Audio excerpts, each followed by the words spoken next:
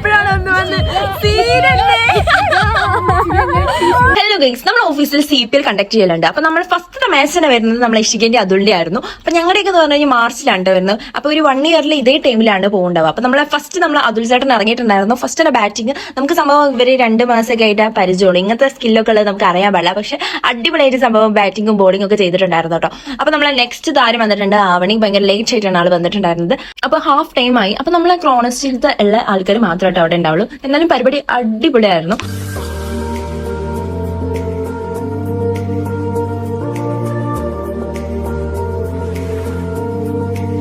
പിന്നെ അങ്ങനെ ജയിച്ചിട്ടാണ് ഗൈസ് ഇവർ വരുന്നത്. അത്രയ്ക്ക് അടിപൊളിയായിട്ട് കളിച്ചിട്ടുണ്ടായിരുന്നു കേട്ടോ. സംഭവം സെറ്റായിരുന്നു.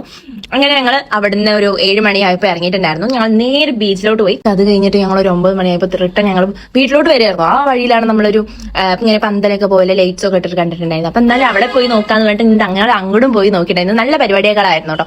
എന്നിട്ട് ഞങ്ങൾ അവിടുന്ന് ഫുഡ് കഴിക്കാന്ന് വിചാരിച്ചു. അങ്ങനെ അന്നദാനം കൊടുക്കുന്നുണ്ട്. അപ്പൊ നമ്മൾ ചുമ്മാ കയറി നോക്കി കഴിച്ചിട്ട് വരാന്ന് വിചാരിച്ചിട്ട് അങ്ങനെ കയറി പോയിട്ടുണ്ടായിരുന്നു. അങ്ങനെ നമ്മൾ ഫുഡ് വാങ്ങിച്ചു. ഞാൻ ആദ്യമായിട്ടാണ് ഇങ്ങനത്തെ ഒരു അന്നദാനം കഴിക്കുന്നത്. ഞാൻ വല്ല ചോറാണെന്ന് പറഞ്ഞിട്ട് കയറി പോയിട്ടുണ്ടായിരുന്നു കേട്ടോ. പിന്നെ ഞങ്ങൾ അത് കൂടെ തേരാ പേരാന്നൊക്കെ നടന്നു കഴിഞ്ഞ ശേഷം ഞങ്ങൾ പിന്നെയും വീട്ടിലോട്ടുള്ള വഴി കൂടെ വരുമ്പോൾ പിന്നെ വേറൊരു അമ്പലം കണ്ടിട്ടുണ്ടായിരുന്നു. അവിടെ ഇങ്ങനെ ഒരു തെയ്യം പോലെയുള്ള സാധനം, എനിക്ക് ഇതിന്റെ കറക്റ്റ് പേര് അറിയില്ല കേട്ടോ. അപ്പൊ തന്നെ എന്റെ ഫോൺ ഓഫായി. അതുകൊണ്ട് ഇനി ബാക്കി ക്ലിപ്സ് ഒന്നും എടുക്കാൻ പറ്റില്ല ഗൈസ്. നമ്മളപ്പോൾ നമ്മുടെ വീഡിയോ ഇഷ്ടപ്പെട്ട് കഴിഞ്ഞാൽ സബ്സ്ക്രൈബ് ചെയ്യുക. ബൈ.